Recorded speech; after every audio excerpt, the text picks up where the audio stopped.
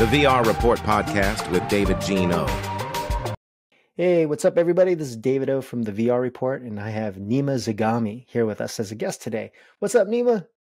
Hey, what's going on?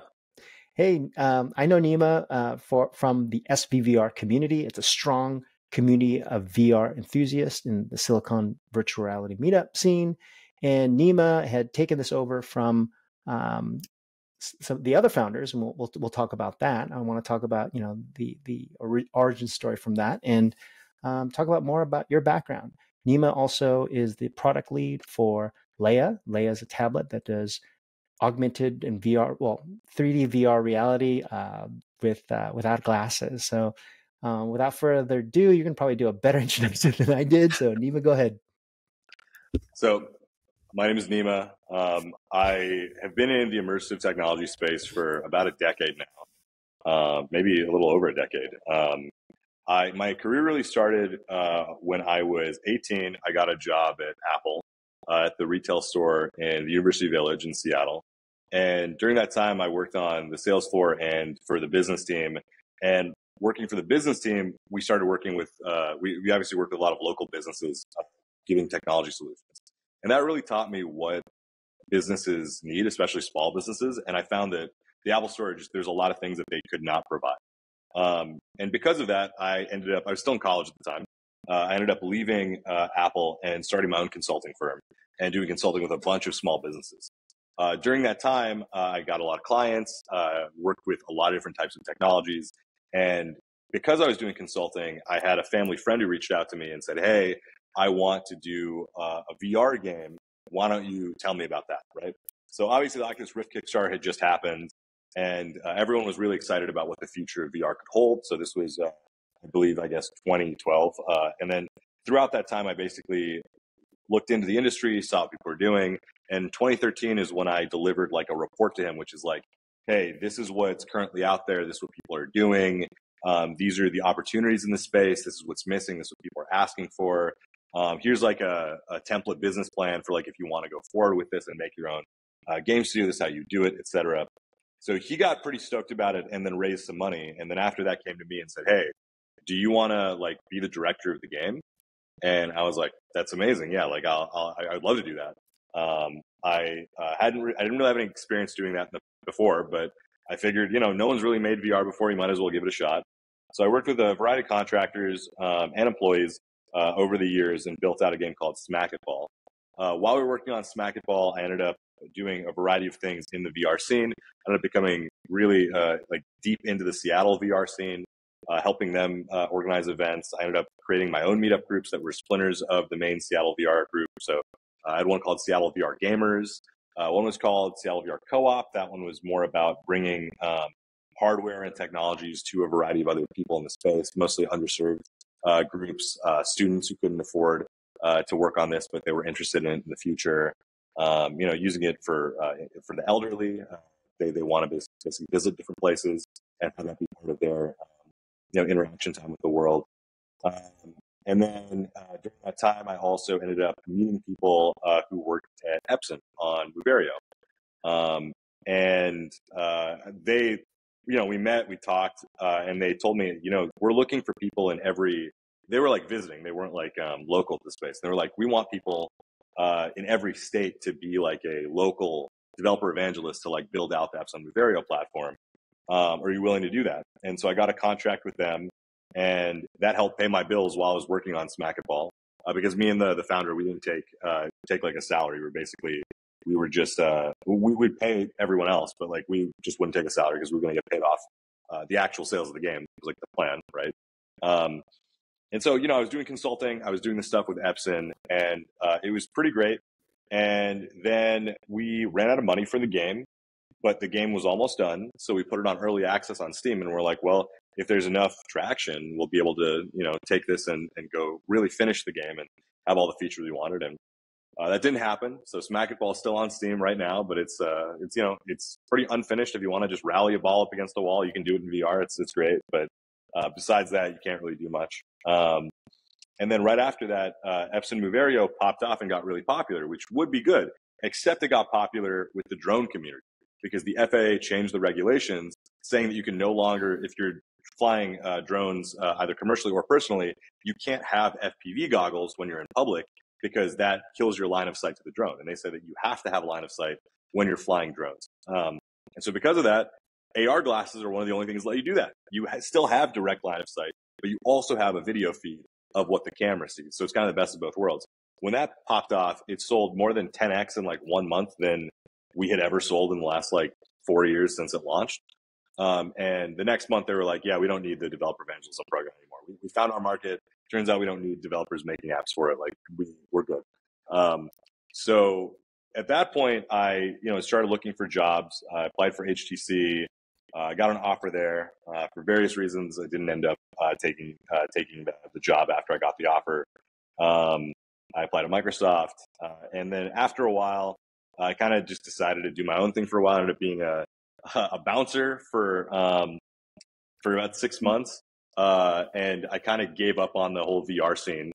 And at a certain point, one of my friends, Renee, she had gotten a job at Within, and she posted online being like, hey, like we're actually looking to hire. We're looking for someone to be, like my counterpart at the company. So I focus on PC and console. We want someone to focus on mobile. And I hopped at the opportunity. I was like, that sounds awesome. Like I'd love to do that. And interviewing was kind of tough. It was like between me and a guy from Naughty Dog. They probably wanted the guy from Naughty Dog, but he decided to turn down the offer and go back to Naughty Dog. So I ended up getting the job. And so I was at Within for a year. I was the manager of the Within app for mobile, which included iOS, Android, Gear VR, Oculus Go, Google Daydream, Magic Leap, which we never ended up releasing. They ended up releasing a different app later. And then the iOS AR Kit app, Wonderscope, which I ended up building out throughout that year. I was the product manager on Wonderscope, and it's a augmented reality app for iOS that lets you, these characters and stories will come to life in the real world, and you use your voice to speak the words that are on screen, and the story plays out as you read the story out loud, which for children and education was just absolutely critical. It became part of the curriculum in a lot of schools. We had just incredible reviews, some of the most heartwarming reviews I ever read in my life. Like one parent said they had a child that was a nonverbal autistic child, but when they were in Wonderscope, they would speak, they would read, and it felt different for them. For some reason, it hit a different part of their brain versus talking to other people. It was them reading out loud in a book, and they don't like reading a book, but this was so engaging that they would read that out loud. And the review's still up. If you go into Wonderscope on the iOS App Store and read the reviews, like you'll find that one. It is one of the most heartwarming things I've ever read about something that I worked on. So I was the product manager for it. I also did the haptic design. So the haptic design using the Taptic engine on iOS and the SDKs. And mainly one of the things that I helped design was I designed the architecture of the Unity front end that we use to build the stories for it. So you develop stories that get delivered into the app over the network, so people can buy different stories and they'll come into it. And it was called StoryMaker. And I basically designed StoryMaker, all the interactions inside of it, how it would get done, and then how it gets packaged and delivered within those constraints. So Wonderscope was great. It won a BAFTA. I was very excited about that. And then after about a year, I ended up joining Leia, and I've been at Leia for 5 years now. And I started as the first product manager at the company, and lots of other PMs and senior PMs have come and gone since then. But now I'm leading the product team, and I'm the director of product at Leia. That's cool. Before we jump into Leia, which I think is a dope product, anytime you showcase this at a show or a conference, people are just always blown away. Like, hey, how am I seeing 3D without glasses? This is amazing. So we'll dive into that. But you have such a rich history. I want to jump back into what I know you best for, which is a community builder in XR. So tell me about the early Seattle scene, because I remember the early Seattle scene. I used to work at Leap Motion at the time, and I would go visit different meetups. And there was XR Gamer. I wasn't quite sure if that's the same one that I remember, but I do remember. I don't know exactly where I met you, Nima, but you've always just been around, and that's how we know each other. But tell me about that early time in the Seattle XR scene, because I know Seattle was popping. There was so much excitement, just like the Bay Area. Yep. Palmer just had his Kickstarter. People were just abuzz about the DK1. Tell me about those early days, and then we'll kind of ramp up to where you are now. Yeah, I mean, there's some pretty crazy stuff if you look back on it. So obviously Valve is in Bellevue, right across the water, and because of their close proximity, they worked closest with the devs in the Seattle community. So, we had, and that's probably not super fair in the world of the internet and shipping and all that kind of stuff. But just being in close access, you could have a lower quality concept, and Valve would be more likely to work with you versus that's something really great and you're like far away and they have to like deal with shipping and all that. You probably just wouldn't. If you could just come and pick up a Vive directly from them, they'd be like, yeah, come over, be here at 2 and you can grab your Vive. So that was pretty great. But even before that, the Seattle scene was popping up. So before Valve even really got into the game, and there's a few that I'll actually bring up. Endeavor One, which they've made some really great apps and content since, and you can look them up. They make some pretty popular apps now. But one of their first apps was called Jump, and Jump was a game on Steam. I think it was the first VR game ever on Steam, actually. And they're based out of Seattle. But in 2014, there was a group called Chronos VR, which it didn't really end up going anywhere. But they threw a small conference in Seattle, and I was a speaker at the conference. I think I was not like the keynote, but like basically like the keynote was like the CEO of the company who talked about stuff, but I was like the main content speaker, and I was speaking about the real uses of VR. Basically, in training, in medical simulation, looking at the research at the time. And this was like in 2014, and I was still like, I guess like 24 at the time or something. And it's actually on YouTube, so you can still go, and it's like kind of like surreal to see how like long ago it was. Next year it'll be 10 years since that talk, and it's like, available. But it was pretty cool. We were showing off Smack It Ball, and for the first time, we publicly also at the time showed off the 6-DOF version of Smack It Ball. So it was the DK2 had come out, and we basically showed off the DK2 with the 6-Sense STEM system, if you remember that. So there was a full 6-DOF version of this game that you could play, and no one had experienced 6-DOF VR before. Like we were many people's first experience doing 6-DOF, and this is of course, obviously the DK2 has 6-DOF head tracking, right? But 6-DOF controller tracking didn't come to consumers for 2 years after that, right? So the 6-Sense STEM was really like the only way to really do that. I mean, some people had OptiTrack systems and all that, but that's not really an accessible way to do it. Anyways, the scene ended up getting like bigger and bigger and popping off. People had so many different apps they were building. People had different headset demos they were showing off. A lot of games in that community, like the Seattle indie game scene was just amazing. I had an office at the Seattle Indies workshop, which I believe still exists in a different form, but we had this giant warehouse that was in the industrial district in Seattle. And it was like 2 doors down from a strip club, and it was like a block away from like the stadiums down there in Seattle. And it was also about a block in the other direction away from the Oculus Rex office. And because of that, we would get, they would always invite us over. And, whenever they had parties, it was kind of like, it was really awesome. The Oculus Rex team, they were just such great guys. And, it was a very friendly team. They would have like a party and they'd be like, well, we're having a July 4th party paid for by Facebook. Like, why don't you guys come and drink our alcohol and eat our food and have our cupcakes? And we're like, yeah, that sounds great. And so all of us would come over and we'd talk about our love of VR, show demos and all that kind of stuff. That was a pretty great time. But Seattle VR scene really started popping off when they started doing hackathons. Tron Nilsson, he is definitely like a legend in that space. Guy has been him and Bridget Swirsky have been kind of guiding that community and being like the champions of it for almost the last 10 years. They kind of inherited it from a couple of people who were kind of running it in the very, very early days, and they've been running it ever since. And they started throwing hackathons, and the hackathons, I think, is really when the heat got turned on. The talent pool just like shot up, and the number of people in the space just like exploded. My team ended up winning. I didn't do the first few. I was kind of didn't realize the value of hackathons like early on, but I ended up doing, I want to say in 2017, it was the Seattle Hackathon 4. And my team won community choice. We made this game called Redline, where it was like we tried to put so many haptics into it. I brought my real motorcycle into the office, and people were sitting on my motorcycle, and there's a fan that's blowing, and you feel the wind in your face, and you're on a Vive. And it's a game where you like ride around the motorcycle and you like shoot a gun. And people were just like freaking out. They're like, this is the most, and you were a sub pack, right? And I had like sampled the audio of like a motorcycle with like a really serious engine, and that's being fed through the sub pack. So you feel the rumble of the motorcycle through your body while sitting on a real motorcycle, while like in a headset with wind blowing in your face, and you're like going around and shooting. And people thought that was amazing. So we ended up winning that hackathon. But I think the hackathons in that space and the creativity is something that I really haven't seen in any other community that I've helped be a part of. So like I said, I founded XRLA, and now I co-organize SVVR. And while they're both amazing, I haven't seen any other meetup where you have people kind of self-organizing and people bringing like top talent and new ideas and new experiences every single month.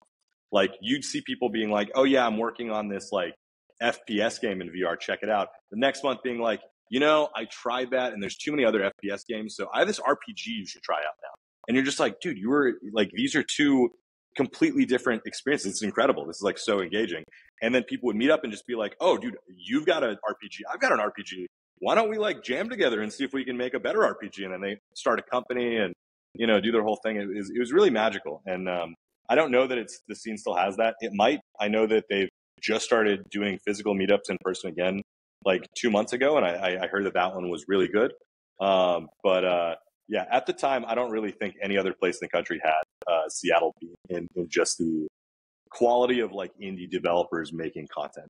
And SVVR was great too, of course. I went to the SVR conference in, I think 2015, 2016, and 2017. And that's where I met a lot of the kind of core XR OGs, I guess, that, you know, still friends with today. And, you know, it's like, at first everyone was kind of like, oh, who are you? Like, you know, all of us were kind of like wary of each other. We're like, oh, what are you doing? What are you doing? But when you start seeing the same face over and over again, you start realizing you're like, oh, that guy's for real. They're not like, you know, they're not one of those, you know, you see people in certain spaces who just, they come in, they try to like, you know, ride the hype wave, try to make as much money as they can, and they bounce the next hot technology. And, you know, once you've seen someone a few times, you start recognizing, you're like, no, that guy knows what they're talking about. They're OG. They've done X, Y, and Z. I like them. And then, you know, at that point, there's just like that bond where it's like, we're the true believers of XR. We've been here a long time. And, you know, we are always kind of shit testing people, but once people pass the shit test, they're in the family and they're not going to get out easily. So, yeah. And then XRLA, cool. I briefly did it too when I was at Within. Ended up basically VRLA ended up shutting down. And so I asked for John Root his blessing. I was like, look, dude, if you're not doing VRLA anymore, do you care if I do a meetup? He's like, go for it. And so we did XRLA, which kind of came out of the ashes of VRLA. And it was very popular for a while. I think COVID kind of mostly killed it. But now we've got a guy named Maxime who is building it back up again. It's got a Discord and, you know, he's running it now. I'm kind of just consulting from the back, but SVVR is the main thing I spend my time on now in the VR community building space. Yeah, you touch on so many cool stuff, right? Like people just don't understand like the early days of VR. I mean, it wasn't even that long ago, but considering that this was a brand new technology, like, wow, this is consumer VR. This is now, we're getting closer to the holodeck. And you've got different peoples from all walks of life, you know, genius engineers to developers to just science fiction buffs to, you know, writers, creatives. You know, it was just this mishmash of like really creative and enthusiastic people around this new technology. And really these meetups were really the hub of all these things. And like you had mentioned, hackathons and jam sessions where people got together, they got to actually flex and actually start figuring out what are the use cases for VR? What are the use cases for games in VR or enterprise? So it was a really unique time in that space. And I was really happy that you actually brought back SVVR because especially here in the Bay Area, like it's such a mainstay for people who are in the scene to share the same interests. How did that even come about of Carl passing the baton to you and John to start it? Like, I don't know about the origin stories of that. Yeah, I mean, I definitely want to give John most of the credit for this. So, like, ultimately, he's the one who's running the show. I'm just helping out.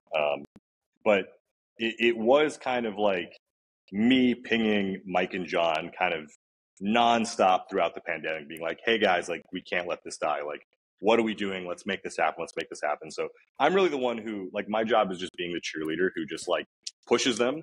because, everyone needs that little push, but they're the ones who make it happen. Like, obviously without Mike, we wouldn't have, there'd be no organization the day that we get to the actual space. Like, he's the one who checks in everyone. Him and A for sure are the ones who they are at the door greeting everyone. They're the friendly face, being like, okay, you're allowed in, you're allowed in.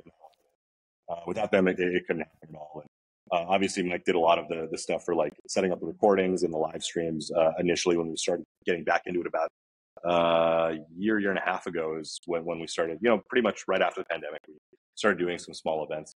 But then John's obviously the one who made it all happen. He's the one who had that existing relationship with Carl and Nana. I mean, I knew them, of course, as well, because, we rented booths at SVVR, and so I knew them for a long time, and I've been to their events. And I was going to their community, and I was doing co-organization with Carl before the pandemic and before they shut down SVVR.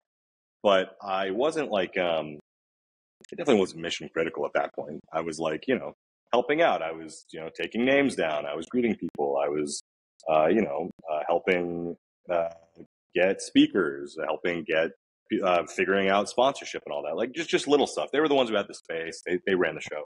But when they weren't able to turn SVVR into a business, and they tried for many, many years to figure out how to make the monetary part of it make sense. Me and John were the ones who just really begged him over and over until he relented for kind of 2 years. We're just dude, the business didn't work, but the community is critical. You can't let the community die. I understand that the business didn't work out and you don't want to do it anymore. That's fine. But the community is so crucial. This is one of the biggest VR communities in the entire world. You can't just let this fizzle out. And eventually, John was the one who was able to get through and be able to get, kind of the keys to the castle, access to emails, access to domains, access to Twitter account, Meetup account, all that kind of stuff, right? And so once he got that, he's the one who kind of runs the show. And I have been focused on getting us some good speakers. We have some good speakers next week. Speaking of, you said Leap Motion, we're having Chris Wren from Ultra Leap is going to be speaking next week. And then we also have Anu from, I believe, Also VR. So we have some good speakers who are always in the pipeline.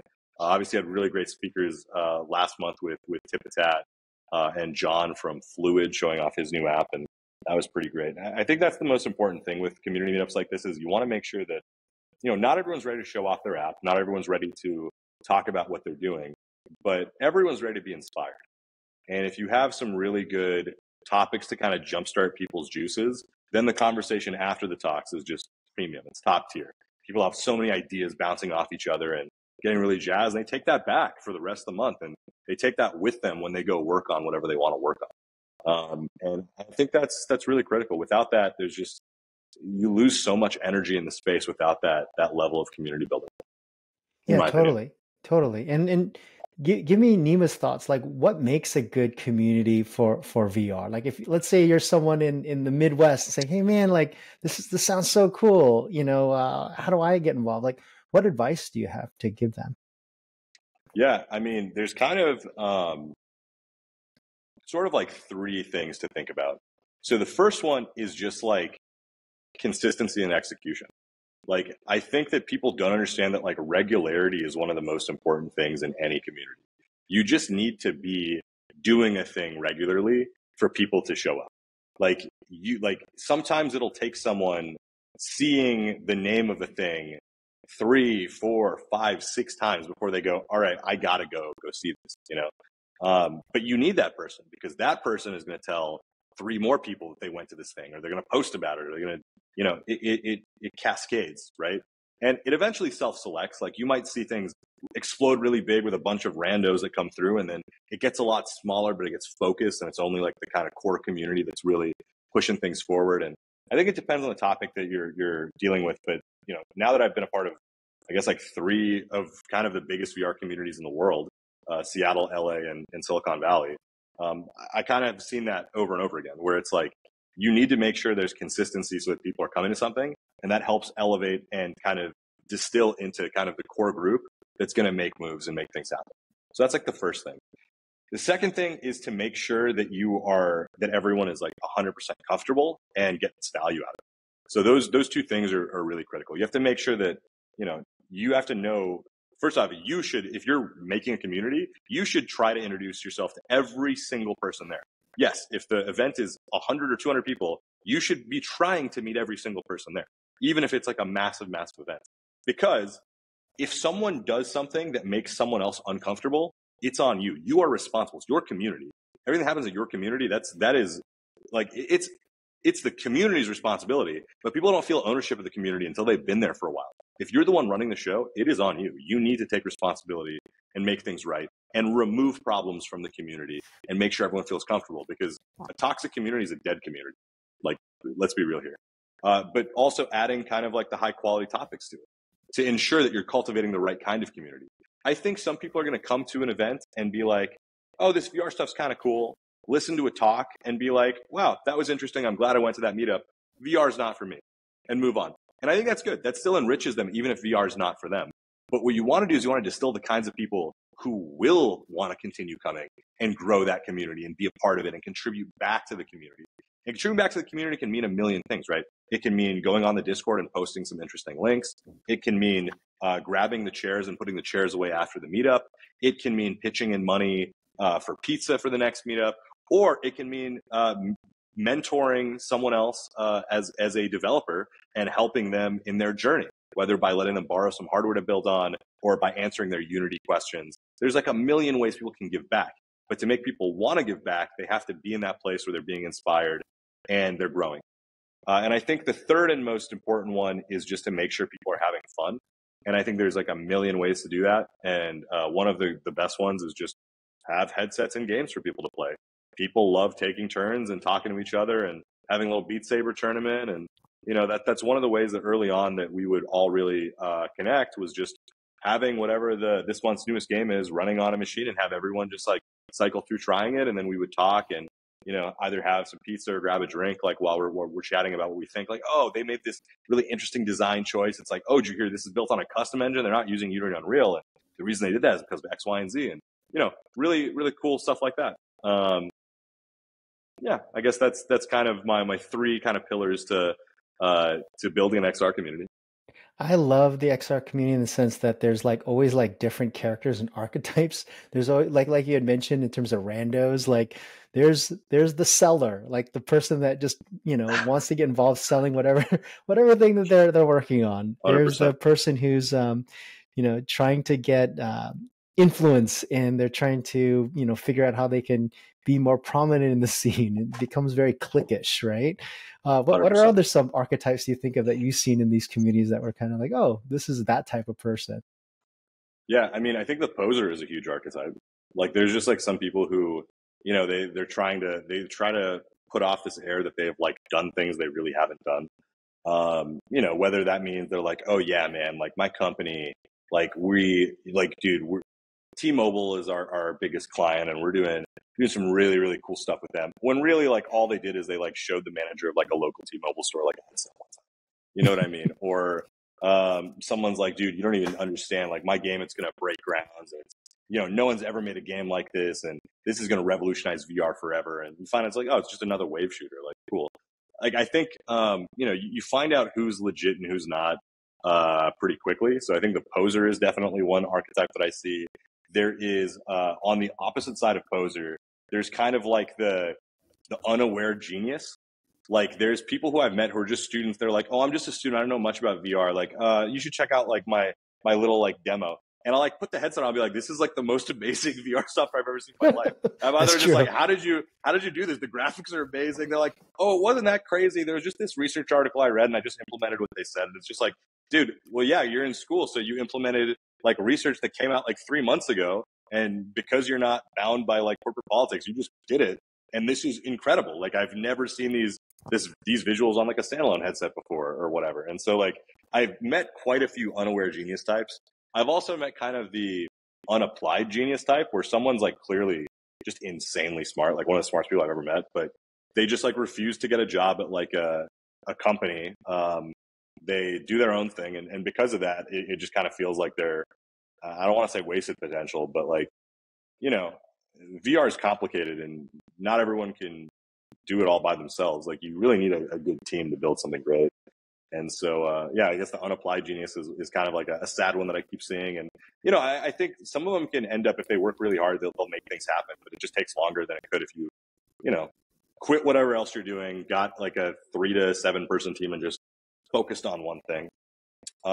There's also one type which I go back and forth about whether I like them or not. But it's like I call them kind of like cyber hippies. You might know exactly what I'm talking about. The people who are like, no, man, like, and sometimes it's cool, sometimes it's not. But I love the cyber hippies, actually. They're like, you don't understand, dude. It's like when you put the headset on, that is the real way for us to connect our hearts and minds, and our souls will be elevated, and that's the real singularity, man. And VR is bringing us to it. I'm just like, that's cool, dude. Like, but you can't. You're like, APK is not working on this headset. Like that. That's like the credit. Like, let's get that done first, and then we can talk about the singularity later. You know what I mean? That's so that's kind cool. Of a pretty common thing. And so some of them I really like. I mean, I feel like some that you wouldn't expect are kind of like that. Like Dr. Tom Furness just gave a keynote at VRTO, and he was kind of like that. And I was like, oh, that's interesting. I wasn't expecting him. He's like kind of an old dude. He's just like, this is going to connect our hearts and minds. And I'm like, all right, that's sweet. That's cool. I love Tom. Yeah, that's cool. Yeah, I think cyber hippie is interesting because a lot of them have, technical background, but they also have just like a unique view of what VR does, especially like all the ideas of presence and bringing people together. And I think we need those people. And I think everyone starts out as posers. Like, I was a poser when I first started, but what are your advice for posers to be more involved in the community and kind of elevate themselves and also give back? What are some recommendations? I mean, the critical thing for everyone, it doesn't matter whether you're a poser or you're real or like whatever. I give the exact same advice. Build something, build stuff. Building stuff is like the only thing that kind of separates the cream from the crop, right? I've met, I mean, there's one guy who like reached out when I was doing XRLA, and he was like, hey man, I work as an accountant and I love VR more than anything. I've never, I thought I liked my life. I thought I loved my job. And, when I found VR, I realized that no, this is what I'm meant to do. How do I do this? Like, I want a job in this place. How do I make this happen? And of course I give him the pragmatic advice, which is like, well, dude, if you want to make money, make a living, XR is probably not for you. Like it's hard for a lot of people to make money in this space. And there are easier ways to make money with the same skills. But if you really want to do this, what you should do is focus your time while you still have your job. Go build something really cool in VR. Build something super cool, release it. And then after that, go apply for jobs. I almost guarantee you, as long as you build something that's like halfway decent, you'll get the job. And you know what? I was totally right. It's obviously he did all the work, right? He's the one who went and took the advice and built something really cool. But he made a game, he put it on Steam, and then he got himself a job at Magic Leap. And he's been there ever since. And I was really, really happy for him. He kind of proved that that's all it takes. All it takes is drive and a vision, and you have to just show that you can do it. You don't need to have a computer science degree. You don't need to have a game design doctorate. You don't need to have any of that. What you need to have is you have to have the drive to build something cool. I would say that, Smack It Ball, that was my foot in the door. I didn't realize it at the time. I thought that I was going to own this awesome VR game studio. It was going to be super great. But, working on a game that it did come out and, it works. It's not a great game. We didn't really finish it. But that's the reason I got all the jobs after that is people are like, oh, you built a VR game. That's all that matters. The VR game's there. It's on Steam. People reviewed it. You built the thing. It looks pretty cool. Graphics look awesome. Great. That's, you clearly know what you're doing. Go do the next thing.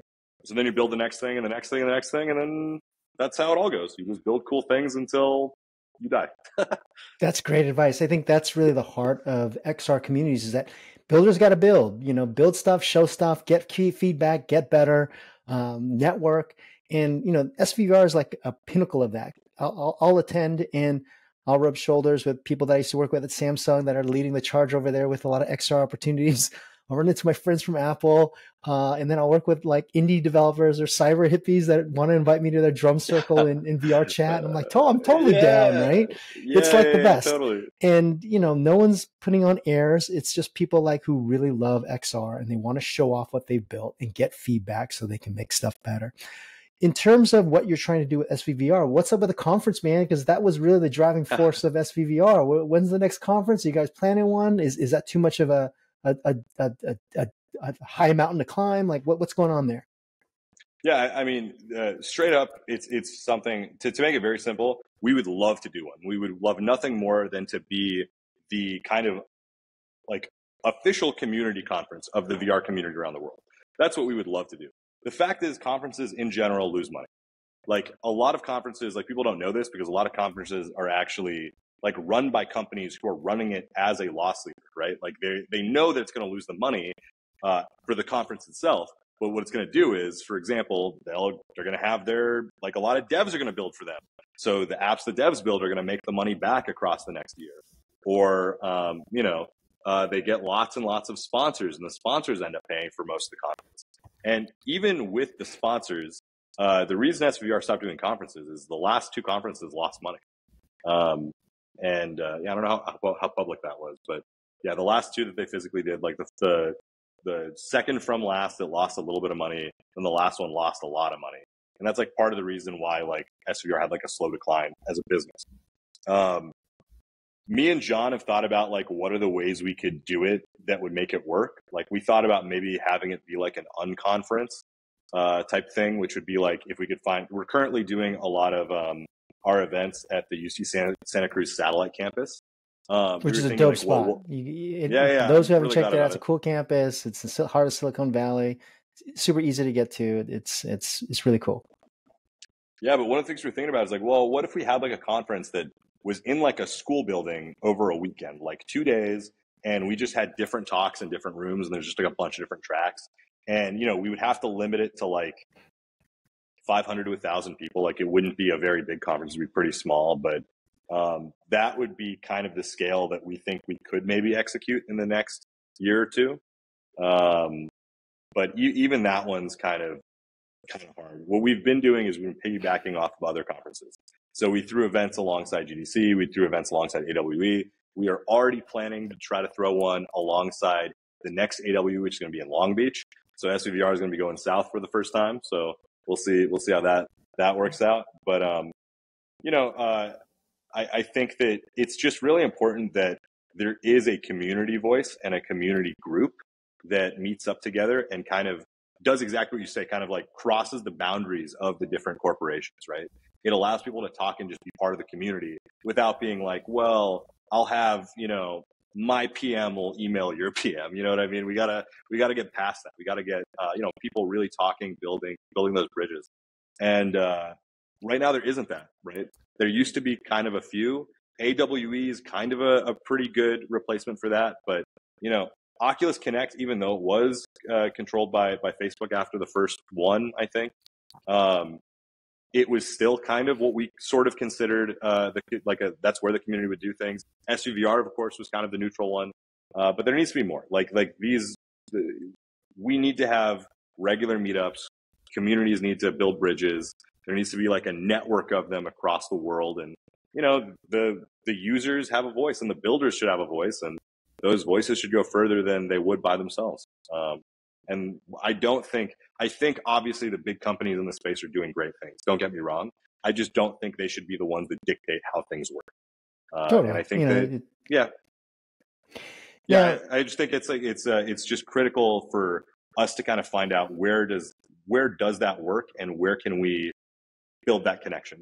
And it might be a conference. It might be kind of a global Discord or something like that, or it might be something else entirely. We haven't figured it out yet, but just know that we are thinking about it and we're discussing. It's coming. You heard it here first. SVVR is going to be a full-blown conference coming your way. Oh, man, I think you cut out a little bit there. You still with me? I'm here. Can you hear me? You still with me, Nima? Perfect. Yeah, I can. I don't know if... It cut off for me for a second right there. Whatever. Yeah. All good. We'll manage. So yeah, you touched on a lot of good things in terms of what makes a strong XR community. You've been in the space for a while. Like I always wanted to ask you, why didn't Epson make that happen? Because the Movario glasses, a lot of companies, like even when I worked at Meta, the original Meta, it was an AR headset company. We actually used the Movario, the Epson, as kind of like a launch pad Oh, okay, you're cutting off. Okay, let me see if. Okay, how am I sounding? It's okay. Are you on Wi-Fi? Are you on Wi-Fi? You're cutting out. Are you on Wi-Fi? I think I lost you. Okay, I think it might be it. We'll just let it sink a little bit, catch up. Nima's browser is preventing recording. Okay, Nima, can you refresh your page on your web browser? Nima, you still with me? Nima. Hey, hey,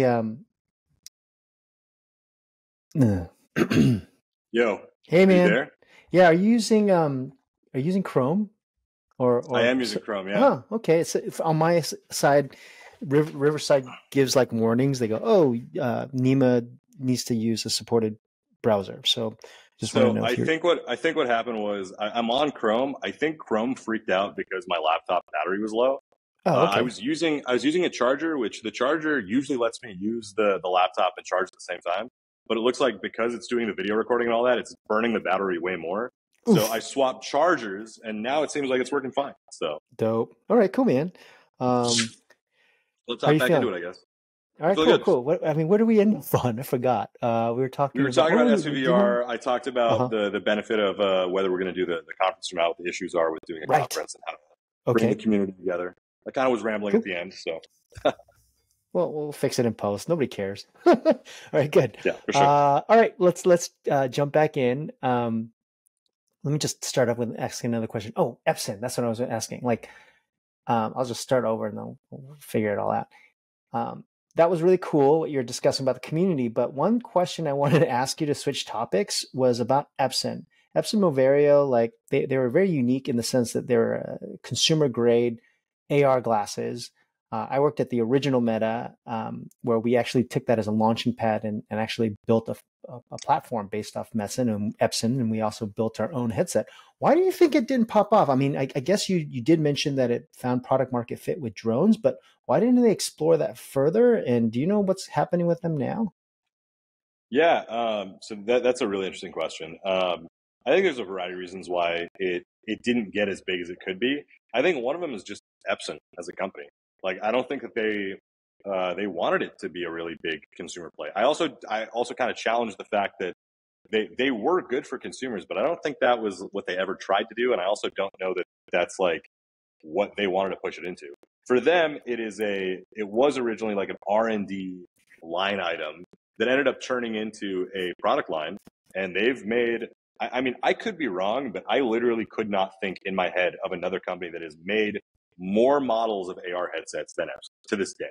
They've had I think 8 or 10 completely unique models with like different chipsets, different features, and they're all in the Moverio line. There's like the original BT100, the 200.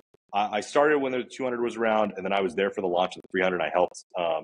I basically pushed for a few features in the 300 headset, and then now they have I think the BT40, 40C. They have head-mounted enterprise ones. They have ones that just plug in over USB-C, kind of like an X-Reel. They have ones that have the dedicated compute unit like they had in the past.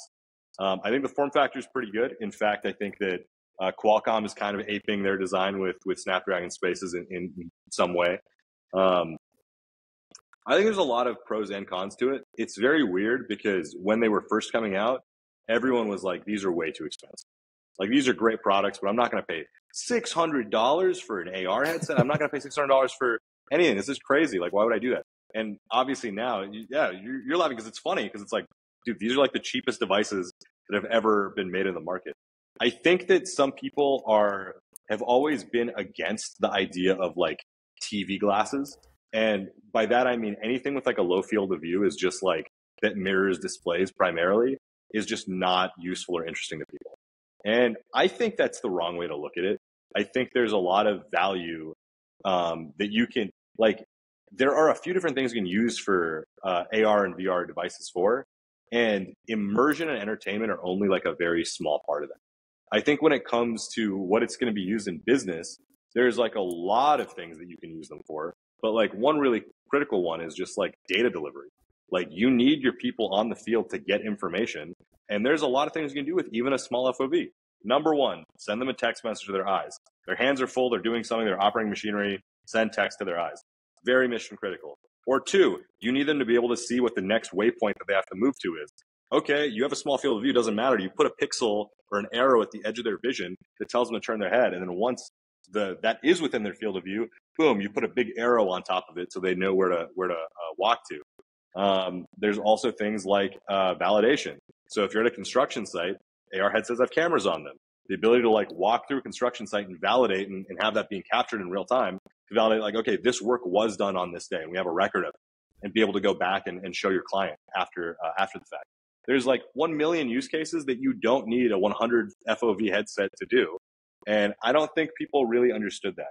And I think that that's one of the big things about the industry is that it's driven by a lot of passionate people. And what I've learned about business is it feels like a lot of times to make good money, you have to be dispassionate. You have to be like laser focused on these customers want X. We will deliver X to get Y amount of money. Like that is what we are focused on. If we can get more money, we'll do it. If we can do less work and get more money, we'll do it. But because VR and AR are kind of being built by very passionate people, if they're not personally interested in it, they just don't want to do it. And what people are interested in, and you know, me too, like don't get me wrong, like I only work on things I'm interested in, but they want very immersive, entertaining, beautiful looking experiences.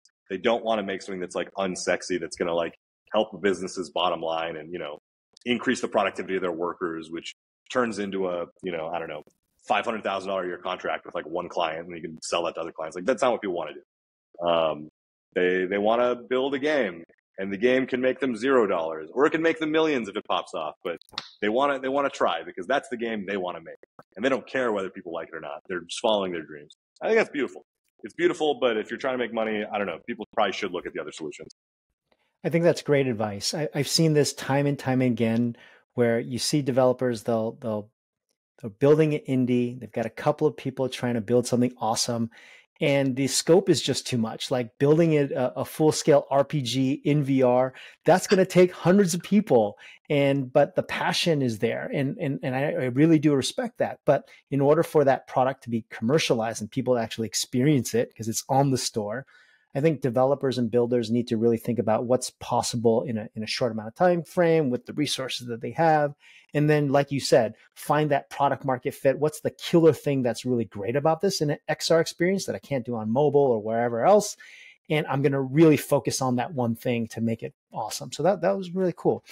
Now, from Epson, like, you know, you're now at Leia, and Leia is this technology which, you know, has to do with bending light fields and really having an underlying technology with a display that allows you to see 3D content, even movies, YouTube videos. You guys even have a social network. You guys are trying to do a lot of things in building up this ecosystem around Leia.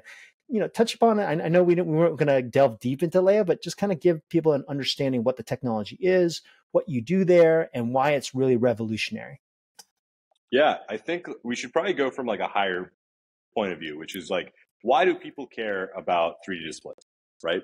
Like 3D TVs didn't really work out, and you know the 3DS sold like gangbusters, but people argue about whether the 3D display helped with that or not.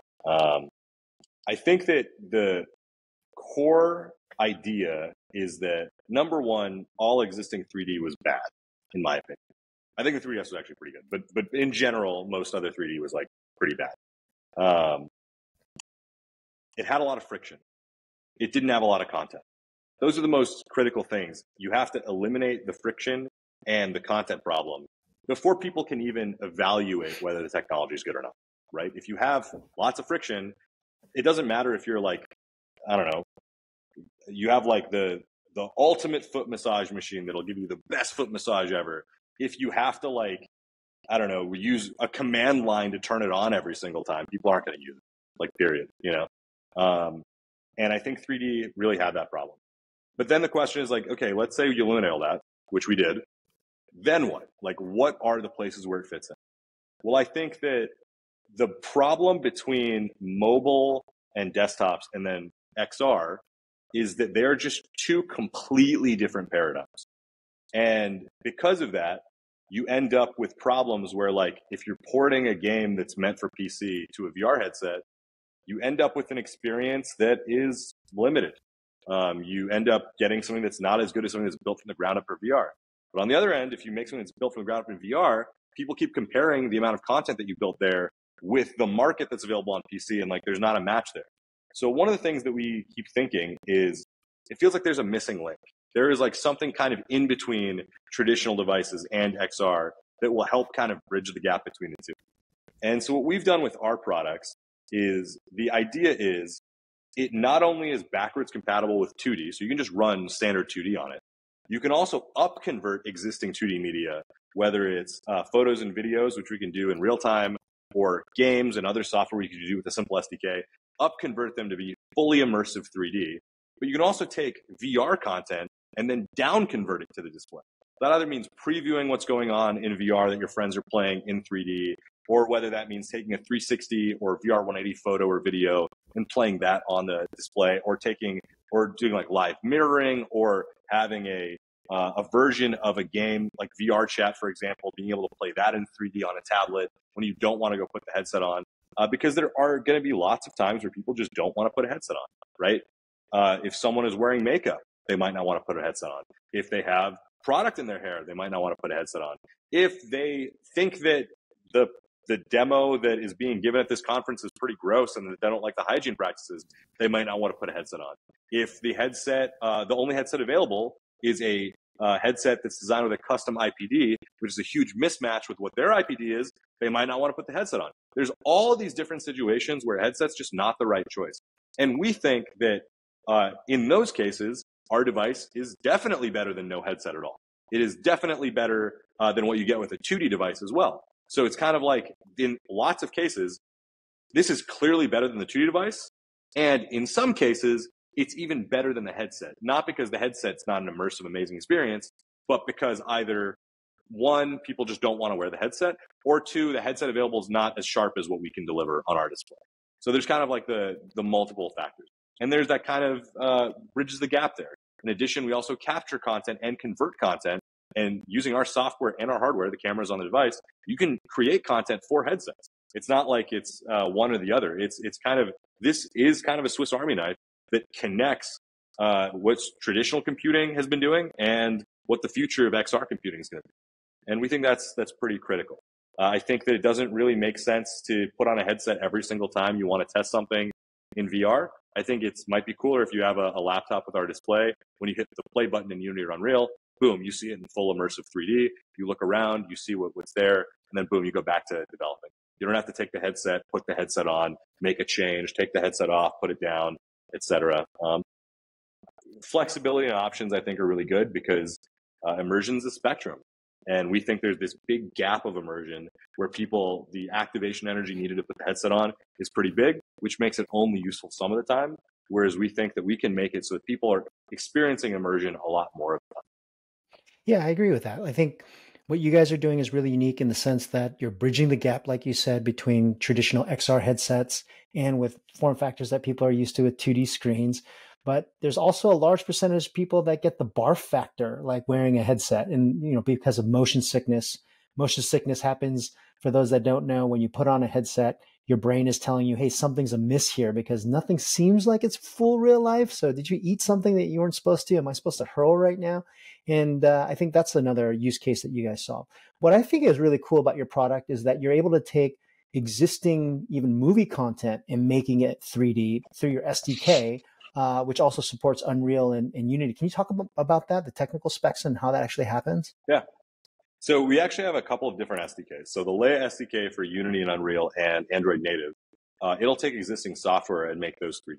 So that allows the developer to basically either take their game or software existing experience or arbitrary content within their experience, including media, and then make that display in stereoscopic 3D on our devices. However, we also have our Media SDK, which we just released, which is available on more devices than just ours. And that'll allow you to, in real time, convert any photo or video into 3D. And we think that's going to be mission critical for future devices and headsets, especially as we're seeing companies like Apple are leaning into 3D video content as a core use case of their product. We think that with our SDK, you're going to be able to take your entire back catalog and back library of video content that you've already shot and up convert it into 3D.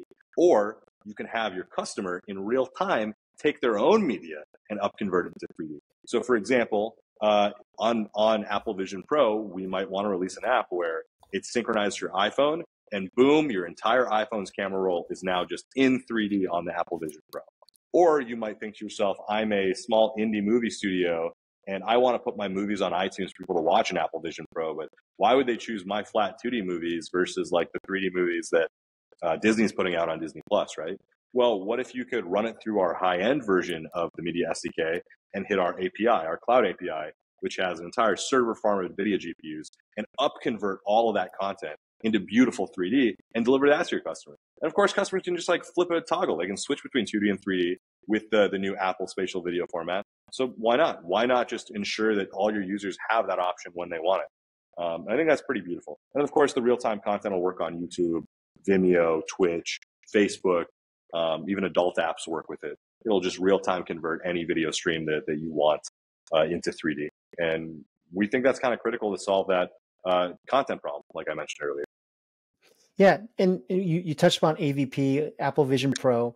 What do you think about Apple Vision Pro today, considering that you've been around since the early Epson days to where we are now, 600 glasses to now, up to several thousands of dollars just for a dev kit? What do you think about the product? Well, day one buyer right here, as you can see with my nice AirPods Max. I'm not like, people call me an Apple fanboy for obvious reasons. I used to work there. But I think that I buy everything. Like I have one of everything on every platform. I make Android devices for a living, so I can't be that much of an iPhone fanboy, right? I have Windows computers, my MacBook, the one we're talking on right now, actually. This one dual boots Windows and Mac OS. I need to have both. And I think it's very interesting to see what Apple's solution to the headset problem is, because they're doing it completely differently than everyone else in so many ways. And people keep saying, well, it's just a VR headset with extra steps. It's like, sure, if you want to like eliminate all the context around it and what it does, yeah, it's a VR headset with extra steps. Unlike the existing standalone headsets, it's not a smartphone on your face. It's a laptop on your face. I think that alone is very critical. Beyond that, it's starting off with a resolution that is beyond what, like, this is going to be many consumers' first experience with XR. It's beyond what most have ever experienced in their homes. Their target for video, if you go read their design docs, their target is 4K resolution per eye, HDR 3D at 90 frames per second. That is the target. They're saying if you're building video content, that's what your video content should be.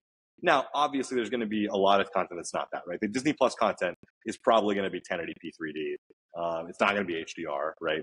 But other content will be. And I think that's the incredible part. No television on the market today matches those specs at all. There are some that are 4K HDR 120 hertz or 240 hertz, but none of the content you get to that. You can get, at best, usually 4K 24 FPS HDR. This is 4K per eye. That is double the number of pixels with full stereoscopic 3D depth with HDR at 90 frames per second. To me, this is just going to blow everything away as far as getting the average consumer to understand, oh, the reason I'm going to buy a headset is because it's better than what I already have. I don't think that a lot of VR companies have been able to successfully sell people on that.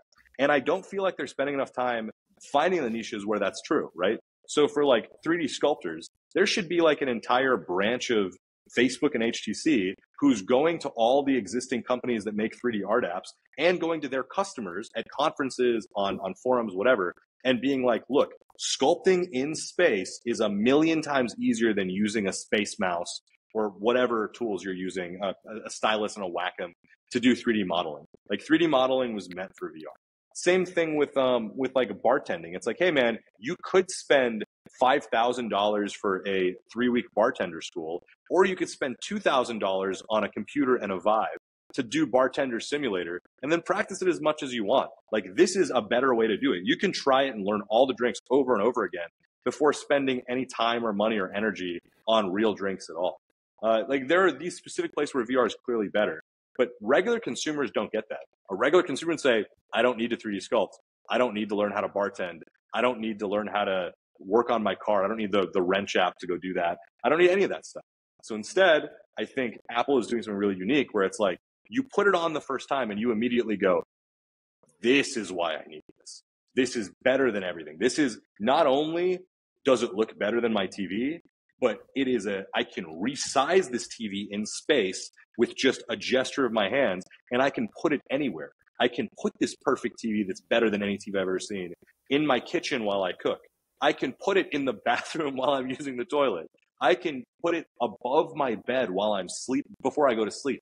Like, this is such an incredible transformative experience that, you know, people like me I wore my Moverios to bed all the time. Like, I would watch Netflix and movies before I went to bed, and I had a giant screen on my ceiling, and that was a great experience. I loved it. If I explain it to regular people, they're not going to get it. But when Apple does it, people are going to get it because they don't need to wait for that one unique time where they're like, okay, well, now I'm going to go try doing it when I go to bed. They're going to put it on in a store and instantly get it. They're going to say, wow, I see this. I get it. I know why I need to save up the money now. Even if they don't buy the first generation, which they won't. To be clear, I don't think the first generation product's going to sell really well, and it doesn't have to. I think what it's going to do is it's going to normalize the fact that XR devices are the next generation and that everyone eventually is going to buy them. Right now, I don't think the populace is sold on that.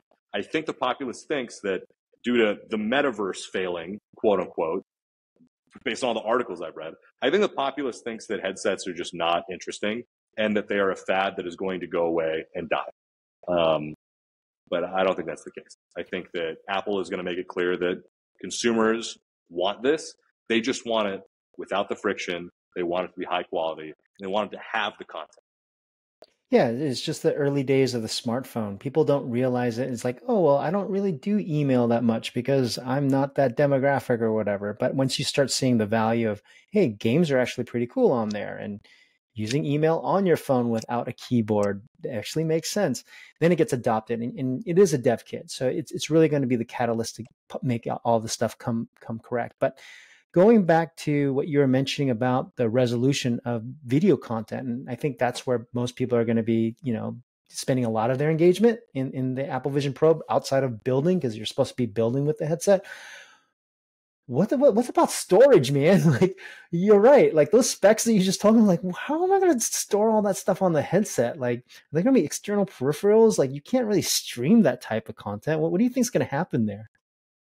Well, I do think you can stream that kind of content. That's actually, when you go on their spatial video docs, they talk about their new container format.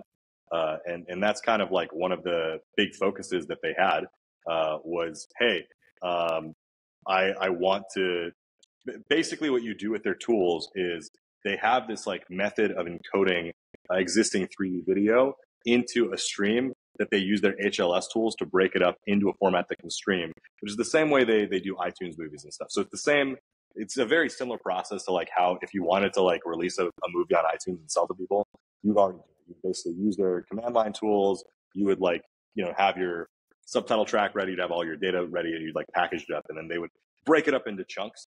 I do think that it will be difficult if people want to store, you know, first off, we don't know what the storage of the headset's going to be, right? But, you know, it's a $3,500 device. I wouldn't be surprised if it just comes with like a terabyte, and that's like the only SKU. It's like, you know, you just get a terabyte for $3,500. There's nothing else. I also wouldn't be surprised if they come out with 128 gigs and they make you pay more for the rest. But I think that even a single 4K HDR 3D 90 FPS movie, based on some napkin math in my head, in a worst case scenario, I would see it being like, it could be up to like 150 gigs if you have an uncompressed Blu-ray quality. But I think it could be a lot less if you were willing to have compression. If you were streaming it, of course, you don't have to store it at all. The bit rate of that would be pretty high. Right now, in most systems like Netflix, they stream at a 40 megabit bit rate. iTunes is actually one of the higher ones. They stream at 200 megabits for like 4K HDR content. And that's usually like, I guess what I'm saying is you could expect it to go up to 400 megabits for 3D, because it's like you just double the 4K stream, assuming the frame rate's not going to jump up from 24 to 90 or something, but it might. I think there's ways to do it. I don't know if there's a good solution yet. I do know one of the interesting things, it actually won't be as high as I thought if you use their method, because they're not actually encoding each eye. So when we play back SBS content, which is a very common way, you actually have the entire left eye stream and the entire right eye stream. Their spatial video format only records the diffs for the right eye, which means it takes the left eye stream and the right eye stream. It looks at the pixels that are the same and throws out all the pixels that are the same. They only encode the diffs in the right frame, which means that, you know, for something like if you have a title card and your title card is like flat and it's just showing like the name of like directed by Christopher Nolan, right? That'll actually be the exact same size as it was in a standard 2D stream, because it's just the left eye and there is no diffs in the right channel. So there's just nothing. So it's the exact same size. But then obviously once it's 3D, it's like if you're getting to the point where there's like lots of disparity, there could be up to like 30% added size for 3D. Now, it can't be 100% ever, because there's never a situation where you want to show someone something totally different in their left eye and their right eye. That would just be very uncomfortable, right? So I think there's a lot of considerations in there, and there's some interesting things they're doing. Subtitle tracks, they're going to have a depth track that's built in, and subtitles are going to dynamically move in and out of the video based on the depth map for the subtitle track. So basically, subtitles are never going to clip into things in 3D, which is very uncomfortable. I think that's really cool. There's a lot of things they've thought about this. So I think that, as you said, it's going to be really an exploratory platform that developers are going to play with it and learn about. I think they're going to learn about how to deliver video on there. And I think that we'll end up seeing people, you know, maybe changing their habits on how they do things. Like they'll load one video up ahead of time before they watch it, and then they'll watch the video, then they'll read it. I don't know. We'll see. We'll see how it goes. That's cool. What are you most excited about in terms of development? Like right now, I think their approach is really focusing on the existing iOS ecosystem and figuring out how they can actually bring that into their spatial computing paradigm. But what are you most excited now, looking at the specs, that developers should be like, oh, these are use cases that I think are going to really pop off on the AVP? I think that if you look at what the strength is there for now, if you are trying to build a pure utility application on AVP, you can build something absolutely incredible using the existing iOS tools. What I mean by that is if you want to build an application that will pull up your recipe, just like a floating window that'll have the recipe that you're cooking, and you just pin it above your stove while you're cooking and have it dynamically capturing what you're cooking as you cook it, and end up creating like a 3D photogrammetry model of it over time. That's like a pure utility application. Their current tools are incredible for that. They have APIs for each one of those things. It'll get that done. There's really nothing there that's like VR specific. It is form factor specific. It's the fact that, like, you know, if you're cooking, you want to use both hands, and you can do that in an Apple Vision Pro, where like if I want to do that on my iPhone, I have to pull out my iPhone every single time, or I'm going to have to mount my iPhone or my iPad up above the stove, which is fine, but then it's not going to be able to record. I can only read the recipe, and I have to like pop it off to go record it. This one, it'll give you really cool stuff like that. And that's just one example of a million things I can think of that it can do. People are going to find lots of uses for it in business, in the situation where you just like, you know, put it on, go do a task. That task is now recorded, put it back. And maybe people are going to put the headset back on and view it and use that for training. Are there existing devices that do this? Yes. Is there a single, complete, unified platform that is going to allow you to have full mixed reality, add the mixed reality apps, record it, play it back, manipulate it, have an object capture API built in? No, there's nothing like that. This is a very unique device in that way. Yeah, I think training videos are another killer use case. You just mentioned like training for cooking, working on your car. And I think those are things that people don't realize, like, you know, what we've gotten from YouTube, there's a lot of things with like in 2D, you can't see specific angles. Like, am I supposed to do it that way? Like, you know, I'm sure you've done all those follow along YouTube videos where you're just not seeing it from all the different angles to know exactly what you're supposed to be doing. What else in terms of education? Like you've worked within, and you kind of made you reinvented storytelling. Where do you think that's going to happen? What do you think about education? Yeah, I mean, I think that that's a pretty interesting use case as well, is like having maybe like AI agents that can talk you through things and can be more engaging. Because people know that what we want from AI agents is information, right? But I think we haven't really cracked how do we make that accessible to the most people? How do we make something that like children will want to interact with, right? Like you can tell children, hey, ChatGPT exists and you can ask it any questions and give you the right answer, right? But what you can't really get them to do is like want to do that. So what if you had like fun little characters who's like your math fairy, and the math fairy is going to be like, oh, well, check it out. What you have to do is you have to carry the one, and like be all like cool and get the kids really engaged.